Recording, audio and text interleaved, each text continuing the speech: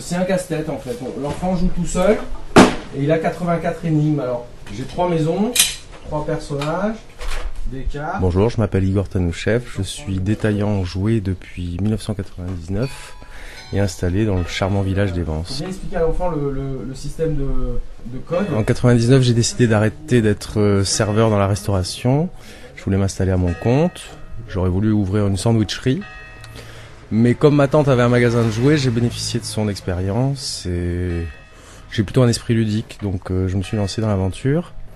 Un représentant qui connaissait très très bien le secteur m'avait dit, voilà, au Vence, il y a un bureau de tabac qui vend quelques jouets, mais il y a pas grand chose et donc il y a une place à prendre. Ouais. Voilà. Alors la guerre des moutons, c'est un excellent jeu. Parce que... Moi je suis un magasin de proximité dans un sens, parce que je vais essayer d'avoir un maximum de jouets différents, sur une palette de prix très différente, dans un lieu, on est à une trentaine de kilomètres des hyper grandes surfaces, et donc voilà, pour quelqu'un qui n'a pas envie de prendre sa voiture et de faire 60 kilomètres pour aller chercher un jouet, j'ai quand même un certain choix. Vous avez du Playmobil, mais du jeu de société, du jouet en bois, du petit jouet à 1 euro, mais aussi des jolies pièces en bois à 100 euros. Et puis des choses pour jouer dehors, jouer dedans, etc. En ça, oui, je considère que je rends service au territoire. Ouais. Voilà. Je pioche une seule pièce. Je repioche une seule pièce. Si par contre j'arrive à faire un double contact, je repioche 2 pièces. Triple contact, 3 pièces. Je bénéficie surtout d'un très bas niveau de stress. Et ça, c'est irremplaçable.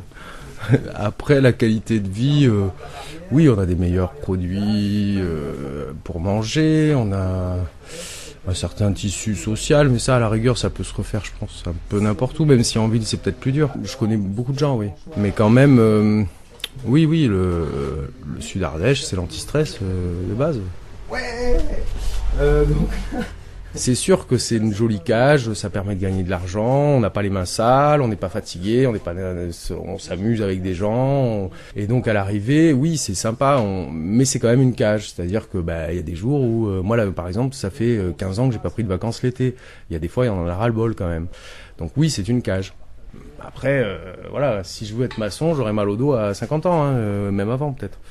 Voilà, c'est comme ça. J'ai des enfants qui ont 12 et 14 ans. Ils ont besoin d'un peu d'argent, mais ils n'ont pas besoin plus que ça. Ils ont surtout besoin de présence. Et donc moi, mon métier me permet effectivement d'avoir cette présence. Je suis mon propre patron, donc je peux gérer mon emploi du temps comme je veux. Après, c'est vrai que des heures, j'en fais.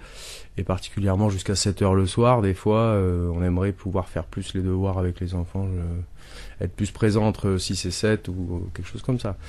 Mais dans l'ensemble, ça me permet de gérer mon temps quand même différemment. Et puis oui, moi j'ai besoin de me sentir un peu libre aussi, quoi. Et c'est vrai que ce projet-là, il me permet ça, oui. Très sincèrement, je vais vous dire, mon projet de vie est passé devant mon projet professionnel. Voilà.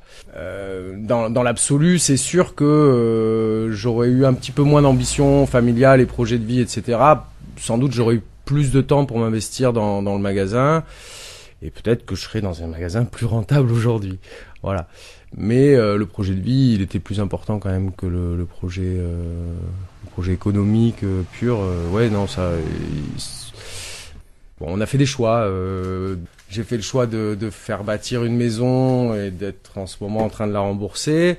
Dans l'absolu, j'ai hésité quand même. Effectivement, ça me fait un peu râler. Là, je suis à un chiffre d'affaires qui est pas mal, mais il faudrait 35% de plus et ça serait vachement bien. Peut-être qu'avec quelques investissements, quelques dizaines de milliers d'euros, les 30-40% de chiffre d'affaires en plus, on les aurait. Je suis obligé de l'assumer le choix, mais je vous avoue que des fois quand même, je me dis que j'aurais peut-être dû insister auprès de ma femme. Voilà, c'est comme ça. Vous voulez régler de quelle manière? Ouais. Allez-y. Et moi je vous fais la facture que pour Logique Vide. Est-ce que vous avez été accompagné pour élaborer votre projet? Oui, un peu, oui. C'est vrai que l'association M, il me semble, à Joyeuse, m'avait bien aidé. La première année, dans le montage du projet, et puis un peu de suivi 6-8 premiers mois. On parlait projet de vie, projet professionnel. En lui-même, le projet professionnel était intéressant. Je pense qu'il aurait peut-être dû être fait un petit peu moins dans la précipitation et donc après ce qui est dommage c'est qu'on n'ait pas eu j'aurais peut-être dû payer un suivi pour les 3 ans qui suivent après. Peut-être qu'il m'aurait donné plus de méthodes de travail étant donné que je suis un petit peu bordélique, on peut le dire. Peut-être que d'avoir un certain cadre, peut-être ça m'aurait un peu plus aidé. Mais en même temps, si j'ai fait ce projet, c'est parce que je suis individualiste et que je sais, j'ai besoin de faire les choses à ma manière. Et donc voilà, je l'ai pas fait. Ok, merci bien. Au revoir. Bonne journée. Au revoir.